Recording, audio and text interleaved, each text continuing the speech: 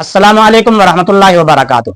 अज़ीज़ान मोहतरम, आज मैं एक फैसला आपके पास लाया हूँ क्योंकि मुझे ज़रा मुश्किल लग रहा है यह फैसला करना कि मैं किसके हक में फैसला दूँ और किसके खिलाफ फैसला दूँ। आप माशाल्लाह पढ़े लिखे लोग हैं, समझदार हैं, लोगों की बातें सुनते रहते हैं, पंचायतें तनाज़े सुनते रहते हैं और उनके मुकदमे सुनते हैं और फैसले करते रहते हैं। उम्मीद है कि आप इन दो भाइयों के बारे में भी कोई अच्छा फैसला करेंगे और इंशाल्लाह आपके फैसले को ये मानेंगे भी सही। उम्मीद है कि मानेंगे। बहरहाल हिदायत तो अल्लाह तबारक व तआला की तरफ से ही होती है, जब वो हिदायत देगा तो मान लेंगे। बहरहाल पहले आप इन दोनों का मौक़िफ़ सुन लें। ये दोनों भाई हैं, दोनों का मौक़िफ़ सुने आप, फिर आप इसके बारे में राय दें कि इनमें से सच्चा कौन है और झूठा कौन है। हज़रत हुसैन ये मंजर देखते रहे, 20 साल तक कुड़ते रहे।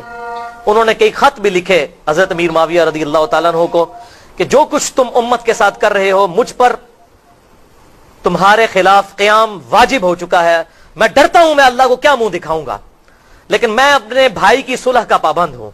सुलह हसन तो मंसूख हो चुकी, लेकिन मैं अपने भाई की सुलह का पाबंद हूं।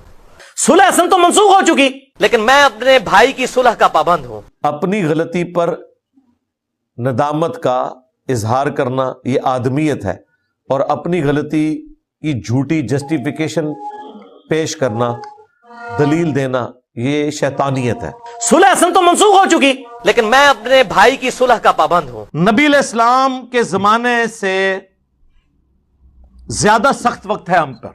कि अली भाई ने कहा कि हमें और हमारे स्टूडेंट को नबी इस्लाम उनके साथियों से ज्यादा तकलीफ उठानी पड़ रही है, नाउज़ुबिल्लाह। ये तो मैंने बात ही नहीं की थी। मैंने ये कहा था, पहली तो बात है नबी इस्लाम का तो जिक्र हुआ ही नहीं था। सुलह हसन तो मंसूख हो चुकी, लेकिन मैं अपने भाई की सुलह का पाबंद। जी अज़ीज़ान गिरामी, सुना आपने कि एक भाई कहता है कि हजरत इमाम हुसैन रज़ियल्लाहु ताला अन्हु 20 साल तक ये मंजर देखते रहे और कुड़ते रहे और हजरत अमीर मुआविया रज़ियल्लाहु ताला अन्हु को खत लिखते रहे और कहते रहे कि ए अमीर मुआविया, तुम्हारे खिलाफ क़याम वाजिब हो चुका है और मैं डरता हूं कि मैं अल्लाह ताला को क्या मुंह दिखाऊंगा, लेकिन मैं अपने भाई की सुलह पर कायम हूं। यानी मेरे भाई हजरत इमाम हसन रज़ियल्लाहु ताला अन्हु जो सुलह कर गए थे तुमसे, मैं उस सुलह का पाबंद हूं, मैं उनका वो आद नहीं तोड़ता, सुलह पर कायम और दायम हूं। जबकि दूसरा भाई कहता है कि सुलह हसन मनसूख हो चुकी है। अब ज़ाहिर ये दो अलग अलग चीजें हैं कि एक कहता है कि सुलह हसन मनसूख हो चुकी है और दूसरा कहता है कि इमाम हुसैन रज़ियल्लाहु ताला अन्हु आखिरी दम तक सुलह हसन के पाबंद रहे।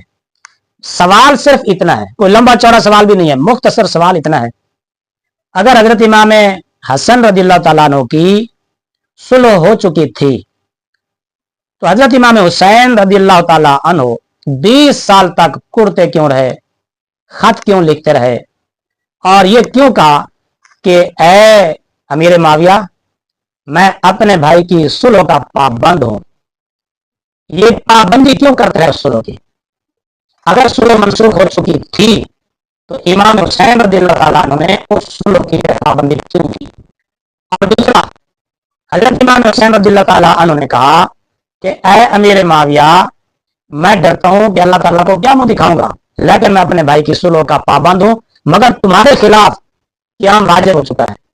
तो हजरत इमाम हुसैन रज़ियल्लाहु ताला अन्हु ने इस वाजिब क़याम को, यानी अमीर मुआविया रज़ियल्लाहु ताला अन्हु के खिलाफ निकलना, जंग करना वाजिब था, इस वाजिब को तर्क क्यों किया, छोड़ क्यों रखा? सुलह हसन मनसूख भी हो चुकी है, फिर उसकी पाबंदी भी है।